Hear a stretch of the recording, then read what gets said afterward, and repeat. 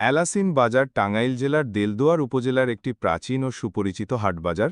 ঐতিহাসিকভাবে এ বাজারের অবস্থান ঢাকা-টাঙ্গাইল আঞ্চলিক সড়কের কাছাকাছি হওয়ায় এটি খুব দ্রুতই আশেপাশের গ্রামীণ অর্থনীতির কেন্দ্রবিন্দুতে পরিণত হয়।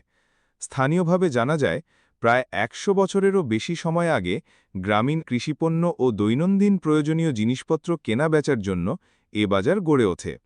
পরবর্তীতে ১৯৮৪ সালে এলাসিন ইউনিয়ন পরিষদ গঠনের পর বাজারটির প্রশাসনিক গুরুত্ব আরও বাড়ে। বাজারটি মূলত কৃষিনির্ভর। ধান, পাট, শাকসবজি, ফলমূল, গরু-ছাগল সহ নানা কৃষিপণ্য এখানে লেনদেন হয়। পাশাপাশি টাঙ্গাইলের ঐতিহ্যবাহী তাঁতশিল্প ও শাড়ি বুনানের উপকরণও এই বাজারে বিক্রি হয়, যা তাঁতি পরিবারগুলোর আয়ের অন্যতম উৎস। এ কারণে এটি কেবল কৃষক নয়, তাঁতি সম্প্রদায়ের কাছেও সমান গুরুত্বপূর্ণ। এলাসিন বাজার মুক্তিযুদ্ধকালীন সময়ও স্থানীয় জনগণের মিলনস্থল হিসেবে পরিচিত ছিল। এখানে মুক্তিকামী মানুষজন তথ্য আদান-প্রদান ও সংগঠিত হবার সুযোগ পেতেন।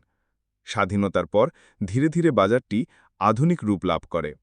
আজ এটি দিলদুয়ার উপজেলার অন্যতম বড় বাজার, যেখানে সপ্তাহের হাটবারে হাজারো ক্রেতা ও বিক্রেতার সমাগম ঘটে।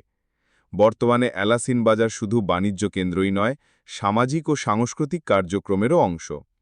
সড়ক সংযোগ, স্কুল, কলেজ ও ডাকঘরকে ঘিরে এ বাজার এলাকার মানুষের অর্থনীতি, শিক্ষা ও সংস্কৃতির অগ্রযাত্রায় বিশেষ ভূমিকা পালন করছে।